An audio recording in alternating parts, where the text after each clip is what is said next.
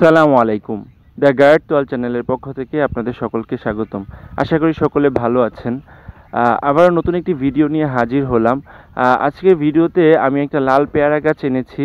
তো ওইটা কিভাবে রোপণ করি সেটাই দেখাবো। আর নতুন গাছ রোপণ করার জন্য মাটিটা কিভাবে প্রস্তুত করবেন সেটাও থাকছে আজকের ভিডিওতে। তো আশা করি ধৈর্য ধরে পুরো ভিডিওটি দেখবেন। আচ্ছা, আসুন তাহলে আর দেরি না করে শুরু করা যাক। এই যে পেয়ারা গাছটি দেখতে পাচ্ছেন, এটা হচ্ছে আমাদের বাড়ির সামনে একজন লোক ভ্যানে করে বেশ কিছু গাছ এনেছিল। তো ওইখান থেকে আমার এই পেয়ারা গাছটা খুবই পছন্দ হয়েছে। কেননা এই জাতের পেয়ারা গাছটা আমার বাগানে নেই। এমনিতে অন্য পেয়ারা গাছ আছে, তবে এই পেয়ারা গাছটা নেই। সেজন্য এটা আমি নিয়ে নিলাম। এটা নাকি পেয়ারাটা উপরে লাল হবে এবং ভিতরেও নাকি লাল হবে, ওই লোক বলল। তো এই জন্য আমি এটা নিলাম। তো এটাই রোপণ করব, আসুন। তো প্রথমে গাছ রোপণ করার আগেই ভালোভাবে মাটিটা প্রস্তুত করে নিতে হবে। তো আমি হচ্ছে এখানে মাটি প্রস্তুত করার জন্য আমি নিজেই যেই আম শাকসবজির খোসা ও ফলমূলের খোসা দ্বারা জৈব সার তৈরি করেছিলাম, সেই সারগুলো নিব। আর হচ্ছে সাথে জমিতে যে সাধারণ মাটি পাওয়া যায় ওই মাটি নিয়েছি। আর সাথে বেশ কিছু ডিমের খোসা গুঁড়ো করে নিয়েছি। কেননা ডিমের খোসায় প্রচুর পরিমাণে ক্যালসিয়াম থাকে, যেটা গাছের জন্য অত্যন্ত উপকারী। তো এগুলো আমি ভালোভাবে প্রথমে মিশিয়ে নিব। তারপর সাথে একটু হলুদের গুঁড়ো অথবা ফাঙ্গিসাইড দিব, যাতে মাটিটা বিশুদ্ধ হয়। আর দেখা যাবে ক্ষতিকারক যদি কোনো ধরনের রোগ জীবাণু থেকে থাকে বা কোনো ভাইরাস থেকে থাকে, তাহলে সেগুলো ধ্বংস হয়ে যাবে। তারপর এগুলো ভালোভাবে মিশিয়ে আমরা 2-3 দিন মাটিটা হচ্ছে রোদে শুকিয়ে নিব। তাহলে মাটিটা হচ্ছে যে একদমই বিশুদ্ধ হয়ে যাবে, এতে কোনো ধরনের ক্ষতিকারক কোনো বস্তু থাকবে না।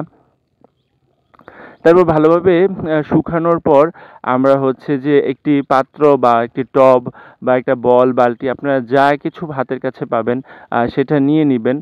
তারপর ওইটার মধ্যে হচ্ছে মাটি দ্বারা পূর্ণ করে নিবেন। তারপর গাছটা রোপণ করতে হবে।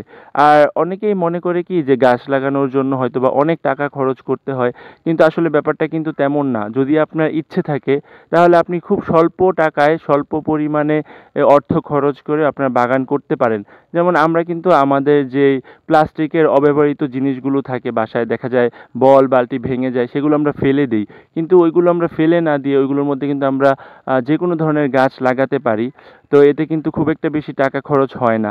আর এমনিতেও অনেক গাছপ্রেমী গাছবাগানি যারা আছে, তারা কিন্তু বিনা পয়সায় মানুষদের গাছ বিভিন্ন সময় গিফট করে থাকে। আপনারা যদি টাকা দিয়ে গাছ কিনতে নাও চান, তাহলে কিন্তু তাদের কাছ থেকে গাছ সংগ্রহ করতে পারেন। তো এই যে আমার গাছ রোপণ করা হয়ে গিয়েছে।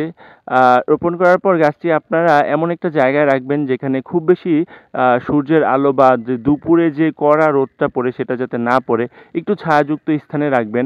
কেননা গাছটি নতুন অবস্থায় যদি খুব বেশি রোদ পড়ে, তাহলে গাছটা একটু নেতিয়ে যেতে পারে। তো সেজন্য আপনারা একটা ছায়াযুক্ত স্থানে রেখে দিবেন 1 সপ্তাহের মতো। আর গাছ লাগানো সম্পূর্ণ হয়ে গেলে অবশ্যই বেশি করে পানি দিয়ে দিবেন। আর চেষ্টা করবেন যে প্রথম 1 সপ্তাহ নিয়মিত পানি দেওয়ার জন্য। তারপরে আপনি ধীরে ধীরে পানি দিলে কোনো সমস্যা হবে না। কিন্তু প্রথম 1 সপ্তাহ একটু বেশি করে পানি দিয়ে দিবেন। তাহলে গাছটা খুব দ্রুত সতেজ হয়ে যাবে। আর অবশ্যই গাছটাকে মালচিংয়ের ব্যবস্থা করে দিবেন।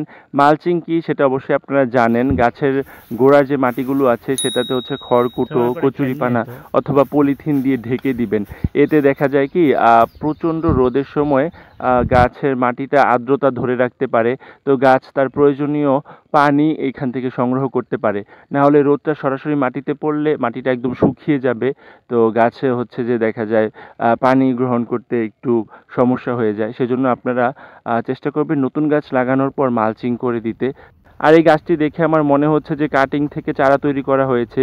কিন্তু পেয়ারা গাছ কি কাটিং থেকে চারা তৈরি করা যায় কিনা সে সম্পর্কে আমার কোনো ধরনের ধারণাই নেই। আপনাদের জানা থাকলে প্রসেসিংটা আমাকে একটু কমেন্ট করে জানাবেন। তো আজ এই পর্যন্তই। ভালো থাকুন, সুস্থ থাকুন, বেশি বেশি করে গাছ লাগান। বেশি না পারলে একটি হলেও গাছ লাগান, পরিবেশ বাঁচান। আল্লাহ হাফেজ।